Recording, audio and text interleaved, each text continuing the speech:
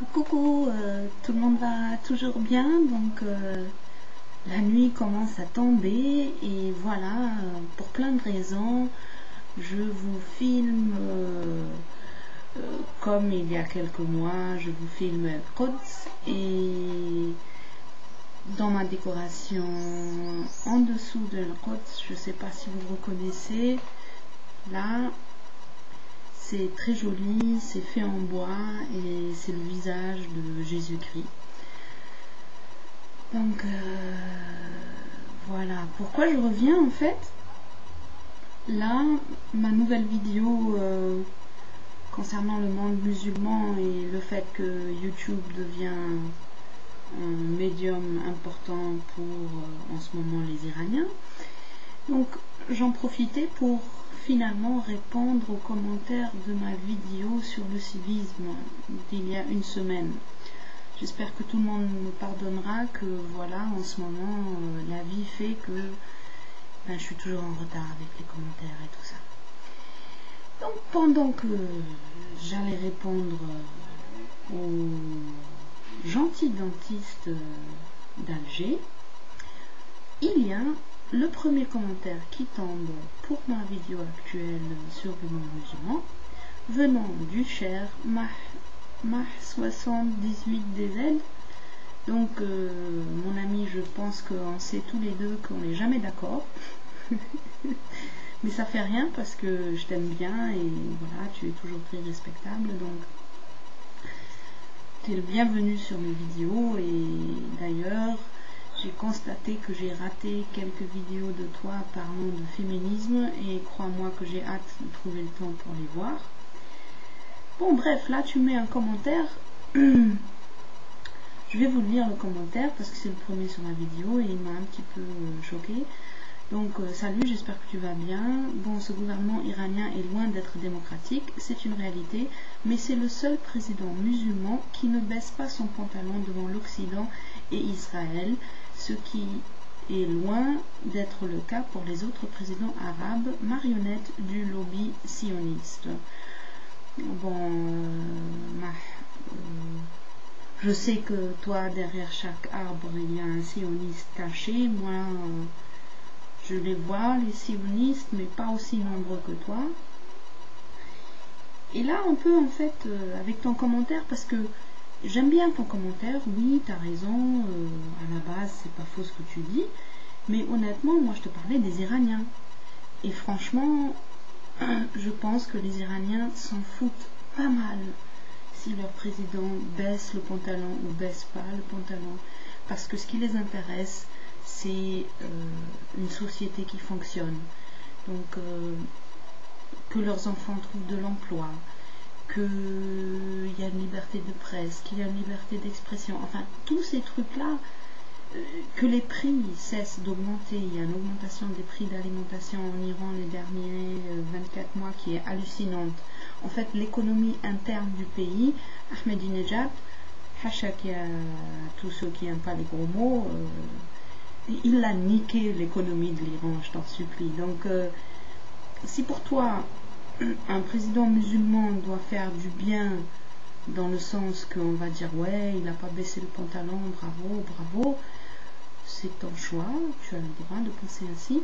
Moi je pense qu'un président, tout d'abord, sa mission c'est de faire du bien pour son peuple, pour ses citoyens, et pas de faire une belle image au monde occidental. On n'a rien à foutre en vérité. Ce qu'il faut aux gens, c'est l'éducation, c'est de l'emploi, c'est une vie normale, un espoir de pouvoir faire ce que tout le monde veut faire, trouver un job, se marier, faire des gamins, avoir un appartement, etc. Mais quand tout stagne, il n'y a rien va, donc c'est pas possible.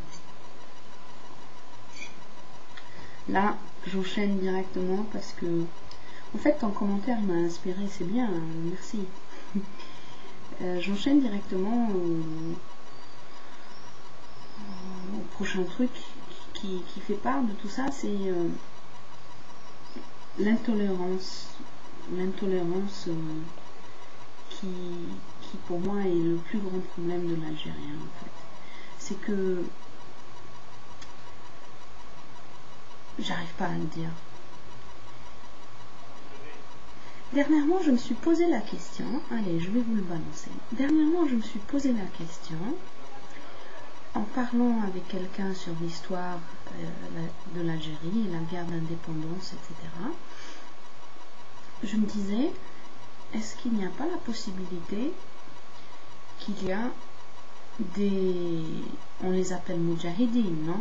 Ceux qui ont lutté pour l'indépendance de l'Algérie, donc pour le droit du peuple algérien et contre les colonisateurs français. On est bien d'accord que moudjahidine veut dire ça.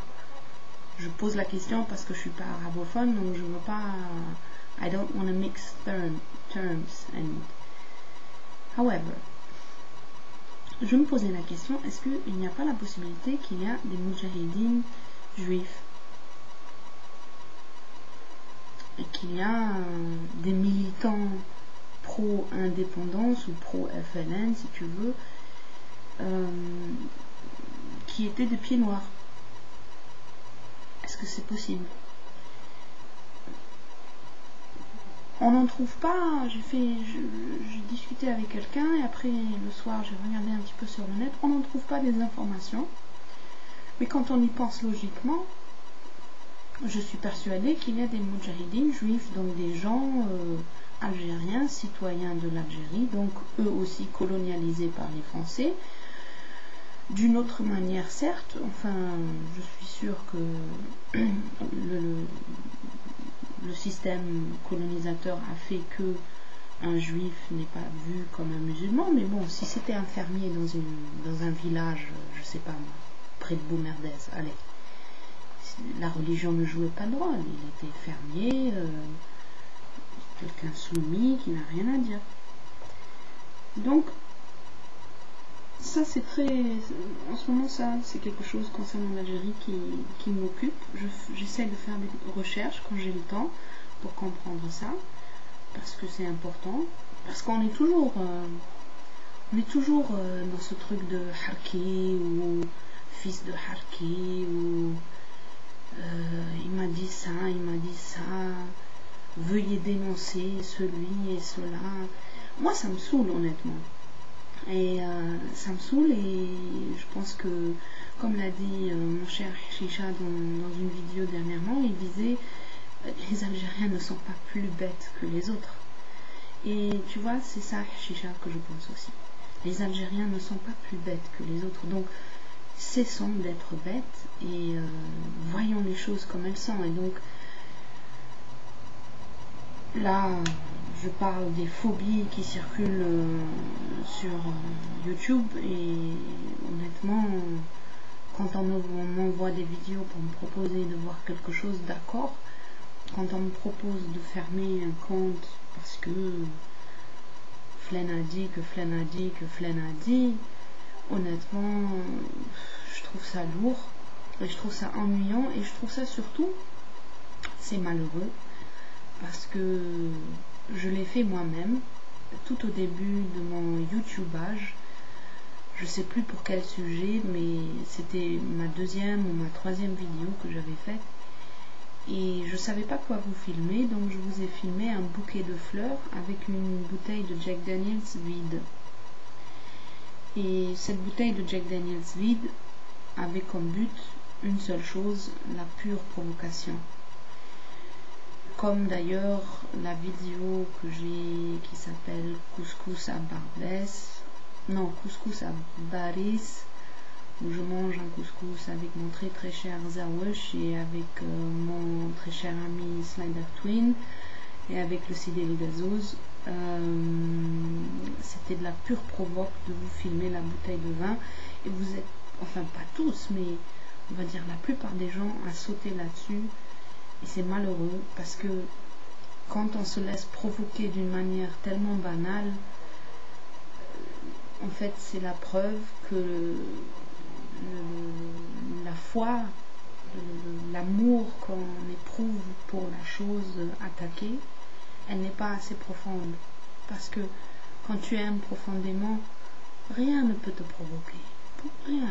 Tu laisses les gens parler et toi tu sais pour toi ce que tu aimes et ce que tu n'aimes pas et voilà, c'est ça la vie, c'est ça le monde. Mais malheureusement, Terna, ils sont encore un peu loin de ça. Bon, là ça suffit pour aujourd'hui. Je vais retourner à répondre à mon cher dentiste et je vous souhaite une belle soirée. À bientôt. Carla Ferrer.